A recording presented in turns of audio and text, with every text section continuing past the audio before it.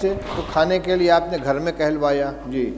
فبعث إلى نسائه فقلن ما معنا إلا الماء فقال 9 گھر رسول تھے، 9 گھر کے اندر سوائے پانی کے کچھ نہیں تھا. جی. فقال رسول الله صلى الله عليه وسلم من يضم أو يضيف هذا. ایک بات درمیان میں عرض کر دوں، مولانا سعد صاحب نے بھوپال میں تقریر کی ہے کہ دعوت اور تعلیم دونوں سنت کے راستے سے ہٹ گئے ہیں، اور مثال اور دعویٰ کیا کیا ہے کہ صحابہ کرام رضی اللہ تعالیٰ عنہ خود رسول اللہ صلی اللہ علیہ وسلم کے گھر کا انتظام کرتے تھے.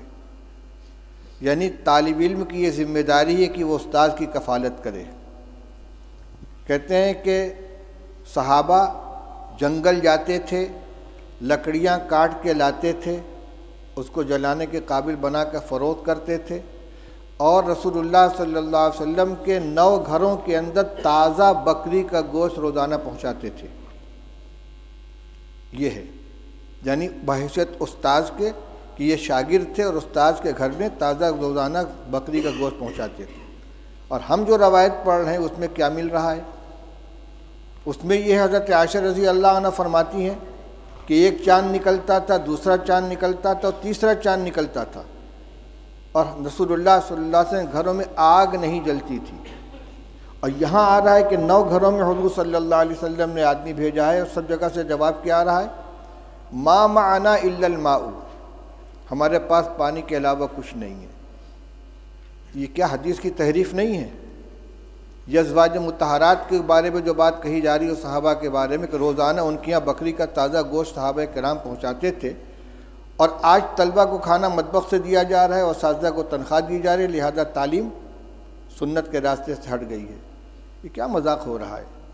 یہ جتنے مدارس چل رہے ہیں، جتنے اکابر نے مدارس قائم کیے ہیں، تعلیم گاہوں کا انتظام کیا ہے، اصحاب صفہ نہیں تھے جن کے لیے صحابہ کرام رضی اللہ تعالیٰ عنہ لا کے خنگور کے خوشے لٹکا دیا کرتے تھے، اور انگور اور کھجور کے خوشے لٹکا دیا کرتے تھے، اور ان کو اسی سے کھانا دیا جاتا تھا. وہ روایت نہیں آئی کہ رسول اللہ صلی اللہ علیہ وسلم مہمانوں کو حوالے کرتے تھے کہ بھئی اتنے کو کون کھلائے گا، جس کے گھر میں 2 آدمی کا کھانا ہو تیسرے کو کھلائے، جس کے یہاں 4 وہ 5ویں کو کھلائے. صدیق اکبر اتنے آدمی کو لے کر گئے، فلاں اتنے آدمی کو لے کر گئے.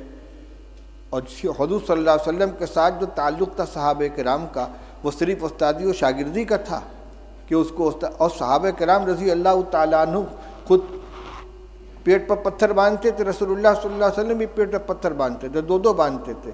لہذا یہ کبھی اتفاق سے کوئی جزیہ پیش آ جائے اس کو دائمی معمول بنا کر پیش کرنا یہ جو تحریف ہے کہ سنت کے راستے سے مدارس ہٹ گئے ہیں. نہ دعوت سنت کے راستے پر بچی، نہ تعلیم سنت کے راستے پر بچی ہے.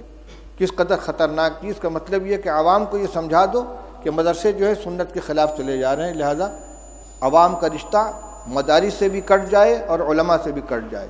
یہ انتہائی خطرناک رجحان ہے، جو اس کا مطلب یہ کہ سب کو باطل تنظیموں کے حوالے کر دیا جائے. ان کو نہ مدرسوں سے تعلق رہے گا عوام کا، نہ علماء سے تعلق رہے گا، پھر بھیڑیا آئے گا اچک کے لے جائے گا ان کو.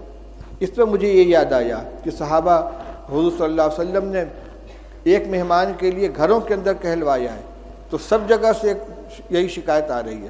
حضرت انس رضی اللہ تعالیٰ عنہ کی روایت پڑھ چکے ہو کہ بدبودار جس میں مہک پیدا ہو گئی تھی، ایسی چربی لے کر حضور کی خدمت میں پہنچے ہدیہ کے طور پر، اور کہتے ہیں کہ رسول اللہ صلی اللہ علیہ وسلم کی 9 ازواج مطہرات تھیں اور کسی گھر میں کھانے کو نہیں رہتا تھا. آپ نے وفات کے وقت 30 سا جو یہودی سے ادھار لیا ہے، اپنی ذرا اس کے پاس آپ نے رکھی ہے. کس زمانے میں یہ گوشت دیا جاتا تھا بھائی کہ وفات کے وقت حضرت عائشہ حضرت رسول کریم صلی اللہ علیہ وسلم مقروض تھے یہودی کے، اور غلہ تھا. حضرت عائشہ رضی اللہ عنہ کی روایت پڑھ چکے ہو کہ آدھا وسق جو تھا میرے پاس، رف پہ رکھا ہوا تھا، اس میں سے میں کھایا کرتی تھی. ایک دفعہ تول دیا تو سب ختم ہو گیا. یہ جو کو کھایا جا رہا ہے پکا کے، اور یہ تازہ گوشت روزانہ پہنچا رہے ہیں. افسوس ہوتا ہے اس طرح کی حرکتوں کے اوپر. چلو پڑھو روایت.